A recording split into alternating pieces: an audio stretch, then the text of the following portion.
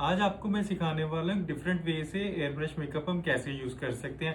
मेरे भी इन क्लाइंट की स्किन बहुत ज्यादा ड्राई है, तो मैंने जब इनके ऊपर मेकअप लुक क्रिएट कर रहा हूँ तो थोड़े थोड़े पैचेस भी आते हैं। जनरली हम लोगों ने यही देखा होगा कि एयर ब्रश के लिए अलग से प्रोडक्ट आता है, बट काफी स्टूडेंट्स या फिर मुझे फॉलोअर्स पूछते रहते हैं कि कुछ और भी तो हम यूज कर ही सकते हैं एयर ब्रश के अंदर। तो आज मैं आपको फाउंडेशन के साथ एक फ्लॉलेस सा बेस क्रिएट करना सिखाऊंगा। अब मैंने यहाँ पे क्या किया है कि बेस को बेसिकली रेडी कर लिया है, फाउंडेशन यूज किया है एंड देन उसके बाद ब्लशर यूज कर लिया है, आई मेकअप डन कर लिया और यहाँ पे कंटूर भी कर दिया है। सो सेकंड अब मैं जो यूज करूंगा क्रायोलन का ये वाला एयर गन यूज कर रहा हूँ, ये क्लासिक एयर गन है और इसके साथ ये फाउंडेशन यूज करूंगा। स्विस ब्यूटी सेलेक्ट की ये फाउंडेशन है, ये रेडियंस फाउंडेशन है। रेडियंस जो फाउंडेशन होती है उनको हम एज अ मतलब एयर गन में भी यूज कर सकते हैं, क्योंकि ये ना काफी लिक्विड ही होती है। आप देख सकते हैं कितना लिक्विड ये है और आप सबके माइंड में ये आएगा कि अब ये एयर गन के अंदर से मूव कैसे करेगी, निकलेगी कैसे। तो उसके लिए अभी हमें यूज करना है एक जो फेस ऑयल है वो हमें यूज करना पड़ेगा। सो फेस ऑयल जो मैं यहाँ पे यूज कर रहा हूँ मैं वो करूंगा मैक का, ठीक है। ये देखो मैक का या किसी भी प्रोडक्ट किसी भी ब्रांड में आप ऐसे जो एक ऑयल यूज कर सकते हैं। ये एसेंशियल ऑयल है मैक का, ये प्रेप एंड प्राइम आता है। सो इसको ओपन करना है और इसके हम 2-3 ड्रॉप्स ही इसके अंदर डालेंगे एयर गन के अंदर, ज्यादा नहीं डालने क्योंकि जो ऑलरेडी हम इसके अंदर फाउंडेशन यूज कर रहे हैं वो रेडिएंट फाउंडेशन है। एंड एयर गन ऑन करना है।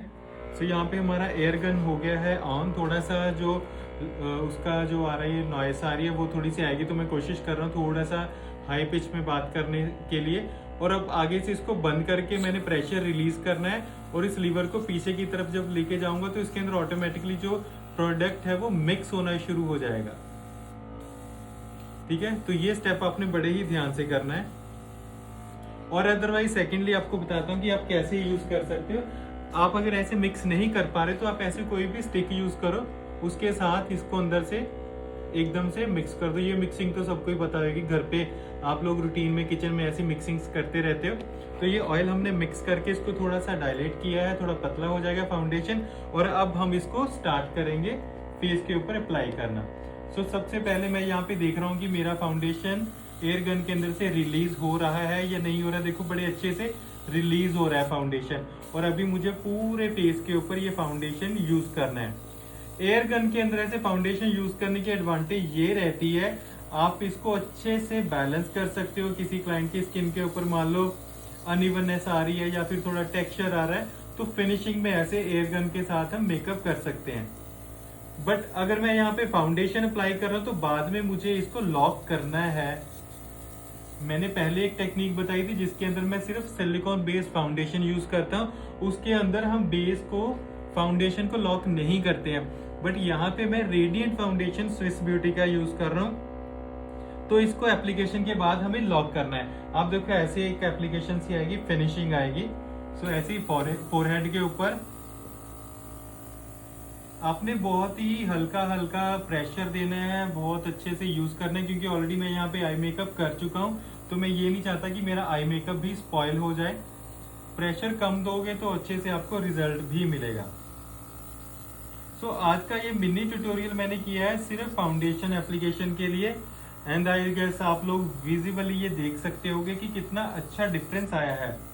मतलब मेकअप लॉक भी हो रहा है, प्रॉपरली कवरेज भी आ रही है और स्किन के अंदर ग्लॉसी इफेक्ट जो है वो ऐसे ही लॉक रहेगा। बस आपने ये ध्यान रखना है कि ऐसे ही मेकअप करके छोड़ नहीं देना है, अच्छे से उसको पहले सेटल होने देना है। अब जब मैं ऐसे फाउंडेशन यूज करूंगा मुझे बीच में थोड़ा सा 10-15 मिनट्स का जो गैप है वो लेना पड़ेगा, अदरवाइज आप डायरेक्टली यहाँ पे यूज करना शुरू कर दोगे पाउडर, सो आपकी जो फाउंडेशन है वो लेयरी हो जाएगी। तो बस ऐसे ही धीरे धीरे आई को कवर कर लो जब आई के पास काम कर रहे हो, क्योंकि वहां पे बहुत मेहनत की है, मैंने भी बहुत मेहनत की आई मेकअप के अंदर, तो मैं नहीं चाहता कि वो स्पॉइल हो जाए।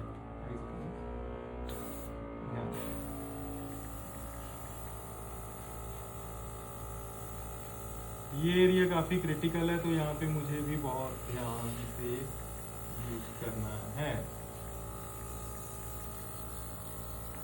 ठीक है। अब पूरा मैं नेक के ऊपर कर दूंगा। बस जब आपने ऐसे फाउंडेशन अप्लाई करना है तो स्किन को थोड़ा सा आप एक बार ही छोड़ दो, रेस्ट लेने के लिए, क्योंकि धीरे धीरे स्किन एब्जॉर्ब करना शुरू करेगी। इनकी स्किन ड्राई है, थोड़ा जल्दी एब्जॉर्ब कर लेगी, मेकअप जल्दी सेटल हो जाएगा। अगर किसी की ऑयली स्किन है तो फाउंडेशन आपने अकॉर्डिंगली यूज करना है, तो उनकी स्किन अकॉर्डिंगली ही जो मेकअप को वो एब्जॉर्ब करेगी। वैसे बेस्ट ये जो टेक्निक रहती है ना ड्राई स्किन के लिए ज्यादा बेस्ट रहती है, क्योंकि ड्राई स्किन के अंदर ही दिक्कत आती है कि मेकअप पैची हो जाता है या फिर ग्लो ही नहीं लगता। सो मैं आपको यही बोलूंगा कि this is the best technique for dehydrated and over dry skin. आप अगर अपनी ब्राइड्स को भी ऐसे ग्लो देना चाहते हो, हाइड्रेशन देना चाहते हो, तो आप भी इस टेक्निक के साथ अपनी ब्राइड्स का मेकअप करो। ऑब्वियस सी बात है कि आपको बहुत अच्छे रिजल्ट्स मिलेंगे ही मिलेंगे। And here is the final look.